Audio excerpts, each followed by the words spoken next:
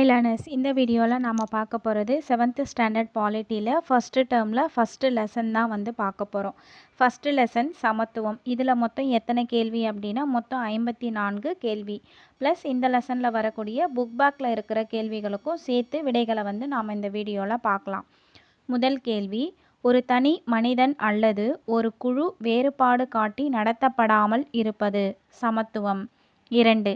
இனம், பாலினம், இயலாமை, சமயம் அல்லது நம்பிக்கை, பாலியல் சார்ந்த போக்கு, வயது ஆகியவற்றின் அடிப்படையில் குறைவாக நடத்தப்படாமல் இருத்தல் சமத்துவம். 3. சமத்துவம் என்பது சமமாக நடத்துவது மட்டுமல்ல, வெகுமதி அளிப்பதிலும் சமத்துவம் இருப்பதாகும் என்று கூறியவர் பேராசிரியர் லாஸ்கி. 4.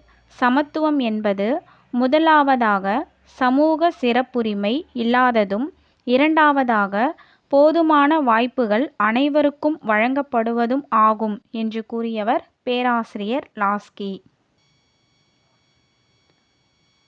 5. பல நூற்றாண்டுகளாக மனித சமூகத்தை ஊக்குவித்து வழிநடத்திய ஆற்றல் வாய்ந்த நீதி மற்றும் அரசியல் கோட்பாடு சமத்துவம். 6.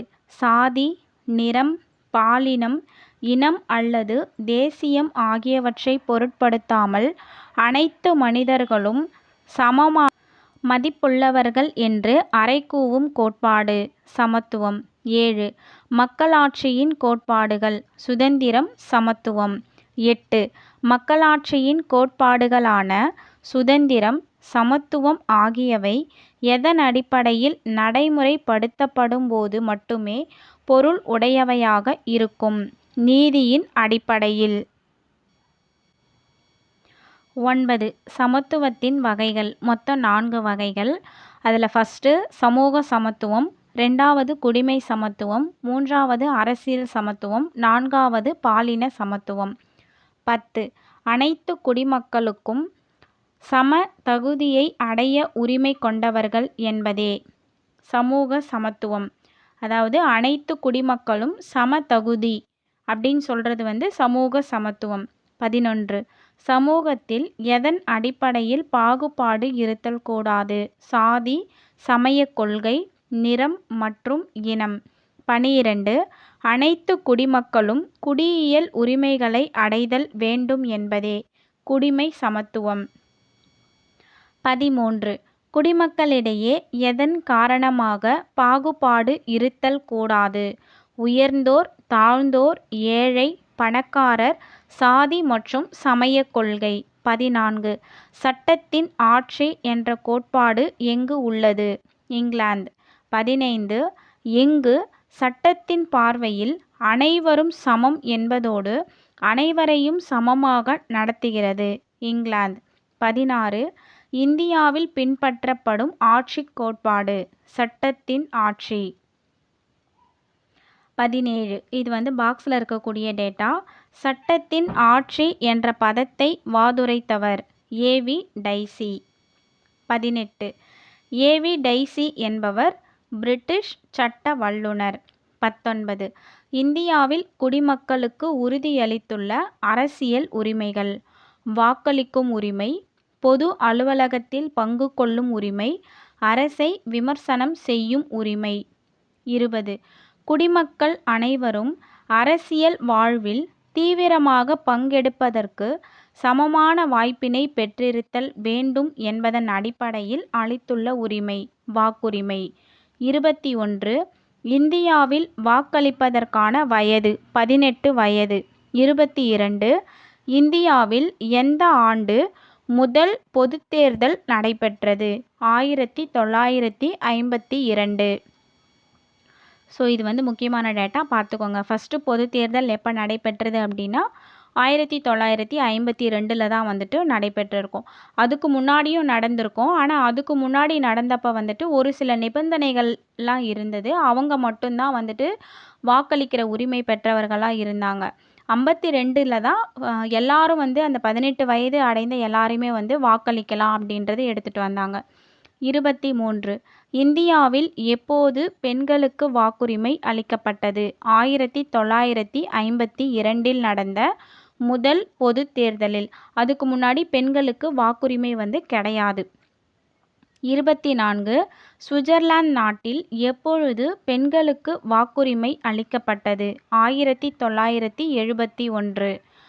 25 இந்தியாவில் தேர்தலில் போட்டியிடும் வயது? 25 வயது. வாக்களிக்கக்கூடிய வயது 18 வயது. எலெக்ஷனில் நம்ம எந்த வயது வந்ததுக்கப்புறம் எலெக்ஷனில் பார்ட்டிசிபேட் பண்ணலாம் அப்படின்னா 25 வயது. 26 மக்கள் தங்களது மாறுபட்ட கருத்துக்களை பல்வேறு வகையில் தெரிவிக்கும் உரிமை. அரசை விமர்சிக்கும் உரிமை. 27 நாட்டில் பிரதமரின் வாக்கின் மதிப்பும் சாதாரண மனிதனின் வாக்கின் மதிப்பும் பொது தேர்தலில் ஒன்றே என்பது எதை குறிக்கிறது? அரசியல் சமத்துவம். 28 ஆண் பெண் இருவரும் வாய்ப்புகள் மற்றும் வளங்களை சமமாக பெறுதல்.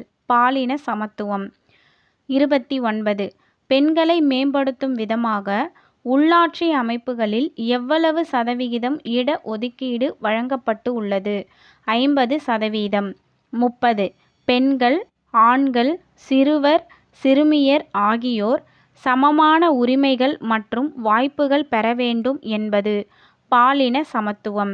31 பாலின சமத்துவம் என்பது பெண்கள் ஆண்கள் சிறுவர் சிறுமியர் ஆகியோர் சமமான உரிமைகள் வாய்ப்புகள் பெற வேண்டும் என்று கூறுவதோடு அவர்கள் ஒன்று போல நடத்தப்பட வேண்டும் என கூறும் நிறுவனம் யுனிசெஃப் நிறுவனம். 32 ஐக்கிய நாடுகள் சபை 2017 ஆண்டில் நிலையான மேம்பாட்டிற்கான 17 குறிக்கோள்களில் 5வதாக குறிப்பிடப்பட்டுள்ளது பாலின சமத்துவம். 33 எந்த நூற்றாண்டில் இருந்து பல்வேறு முயற்சிகள் பெண்களின் முன்னேற்றத்திற்காக மேற்கொள்ளப்பட்டு வருகின்றன? 19ஆம் நூற்றாண்டில் இருந்து. 34 19ஆம் நூற்றாண்டில் பெண்கள் சம அந்தஸ்து பெறுவதற்கு கடினமாக பணியாற்றியவர்களில் குறிப்பிடத்தகுந்தவர்கள். ராஜாராம் மோகன் ராய், ஈஸ்வரச்சந்திர வித்யாசாகர், தயானந்த சரஸ்வதி, மகாதேவ் கோவிந்த ரனாடே அதாவது எம்ஜி ரனாடே, தாராபாய். 35 மனித மாண்பு என்பது டேஷ் ஆகும். சுயமரியாதை. 36 எதிலிருந்து அனைத்து அடிப்படை உரிமைகளும் தோன்றுகின்றன? மனித மாண்பு. 37 கௌரவமான மேலான மற்றும் சிறந்த தகுதி. மாண்பு. 38 ஒவ்வொரு மனிதனும் டேஷ் ஒரு மதிப்புமிக்க உறுப்பினர் என்பதை கருதுதல் வேண்டும். சமூகத்தின். 39 அனைத்து தனி மனிதர்களும் டேஷ் பெறுவதற்கு வாய்ப்புகளை கொண்டிருத்தல் வேண்டும். கல்வியினை. 40 சமூகத்தில் நாம் சமமாக நடத்தப்படுவதற்கு தேவைப்படுவது. சமத்துவம். 41 இந்திய அரசியலமைப்பு எந்த சட்டப்பிரிவுகளின் மூலம் குடிமக்களுக்கு சமத்துவத்தை அளிக்கிறது? சட்டப்பிரிவுகள் 14 முதல் 18 வரை. 42 சட்டத்தின் முன் அனைவரும் சமம் மற்றும் அனைவருக்கும் சட்டத்தின்படி சமமான பாதுகாப்பு என்பது அரசியலமைப்பின் எந்த சட்டப்பிரிவில் மேலும் வலிமைப்படுத்தப்பட்டுள்ளது? சட்டப்பிரிவு 21. ஆர்டிக்கல் 14ல் என்ன சொல்லுவாங்க அப்படின்னா சட்டத்தின் முன் அனைவரும் சமம் அப்படின்னு வந்து சொல்லுவாங்க.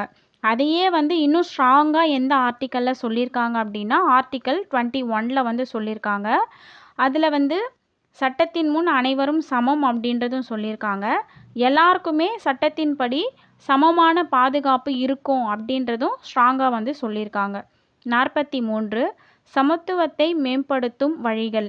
அனைவரையும் நியாயமாக நடத்துதல், அனைவரையும் உள்ளடக்கிய ஒரு பண்பாட்டினை உருவாக்குதல், அனைவரும் வாய்ப்புகள் பெறுவதை உறுதிப்படுத்துதல், முழு ஆற்றலையும் மேம்படுத்த ஊக்குவித்தல், சட்டம் மற்றும் கொள்கைகளை வகுத்தல், கல்வி. 44 உலகின் மிகப்பெரிய மக்களாட்சி நாடு. இந்தியா. 45 மக்களாட்சியின் தூண்கள். சமத்துவம் மற்றும் நீதி. ஸோ வேர்ல்டுலேயே ரொம்ப பெரிய மக்களாட்சி வந்துட்டு எது அப்படின்னா இந்தியா தான். 46 மக்கள் சமமாக நடத்தப்படும்போது நீதி எட்டப்படும். 47 தனி மனித மாண்பினை தக்க வைப்பது சமத்துவம். 48 சமூகம் நல்ல முறையில் இயங்குவதற்கு ஒரு முக்கியமான கோட்பாடு சமத்துவம். 49 மக்களாட்சியின் 2 அடிப்படை கோட்பாடுகள் சுதந்திரம் மற்றும் சமத்துவம். 50 இது பாக்ஸில் இருக்கக்கூடிய டேட்டா. சட்டத்தின் முன் அனைவரும் சமம் என உத்தரவாதம் அளிப்பது சட்டப்பிரிவு 14. 51 சட்டப்பிரிவு 15 கூறுவது பாகுபாட்டை தடை செய்கிறது. 52 பொது வேலைவாய்ப்பில் அனைவருக்கும் சம வாய்ப்பு அளிக்கும் சட்டப்பிரிவு சட்டப்பிரிவு 16. ஸோ நம்ம இங்கே ஒரு கேள்வி கேட்கலாம். என்ன அப்படின்னா, இப்போ நம்ம பொது வேலைவாய்ப்பில் அனைவருக்கும் சம வாய்ப்பு அப்படின்னு ஆர்டிக்கல் 16ல் சொல்கிறாங்க. ஆனால் நமக்கு ஆர்டிக்கல் 16 படி இருக்கா? ஏன்னா நமக்கு ஒருத்தவங்களுக்கு ஒரு பர்சன்டேஜ் இருக்கும். இப்போ எம்பிசிக்கு இத்தனை பர்சன்டேஜ், அதே மாதிரி எஸ்சிக்கு ஒரு பர்சன்டேஜ் இருக்கும், எஸ்சிஏக்கு ஒரு பர்சன்டேஜ் இருக்கும், எஸ்டிக்கு ஒரு பர்சன்டேஜ் இருக்கும். இப்போ இங்கே ஈக்குவலாக எல்லாரையும் ட்ரீட் பண்ணுறாங்களா அப்படின்னா கிடையாது. ஏன் அப்படின்னா பின்தங்கிய மக்கள் பின்னாடியே அவங்க இருக்காங்க அப்படின்றதுக்காக அவங்களுக்கு ஒரு சில பர்சன்டேஜ் நம்மளோட கான்ஸ்டியூஷன் கொடுத்துருக்காங்க, அதாவது கவர்மெண்ட். இப்போ என்ன ஆகும் அப்படின்னா ஆர்டிக்கல் 16 நம்ம கேட்கலாம். இப்போ ஆர்டிக்கல் 16ல் எல்லாருக்கும் சம வாய்ப்பு அப்படின்னு சொல்லிட்டாங்க. ஆனால் இந்த மாதிரி நம்ம பர்சன்டேஜ் வச்சு நம்ம பிரிக்கிறோம். பிற்படுத்தப்பட்டோருக்கு இத்தனை சதவிகிதம் இடஒதுக்கீடு அப்படின்னு சொல்கிறாங்களே அப்படின்னா அதுக்கான ஆர்டிக்கல் என்னன்னா ஆர்டிக்கல் 16 சப்கிளாஸ் ஏல சொல்லியிருக்காங்க. 53 தீண்டாமையை ஒழிக்கும் சட்டப்பிரிவு சட்டப்பிரிவு 17. 54 பட்டங்கள் அளித்து வேறுபடுத்துதலை தடை செய்யும் சட்டப்பிரிவு சட்டப்பிரிவு 18. இந்த சட்டப்பிரிவு 18ல் எந்த பட்டங்கள் மட்டும் இருக்கலாம் அப்படின்னா இராணுவ பட்டங்களும் கல்விசார் பட்டங்கள் மட்டும் இதில் இருக்கலாம். ஸோ 54 கேள்விகள் பார்த்துட்டோம். அடுத்து புக் பேக்கில் இருக்கிறது. சரியான விடையை தேர்வு செய்க. பின் வருவனவற்றுள் எது சமத்துவத்தின் கீழ் வருவதில்லை? ஸோ சமத்துவத்தின் கீழே வராதது எது அப்படின்னா பணக்காரர்கள் மற்றும் ஏழைகள் இடையில் சமத்துவமின்மையை காட்டுதல். 2 கீழ்கண்டவைகளில் எது அரசியல் சமத்துவம் ஆகும்? அரசியல் சமத்துவம்.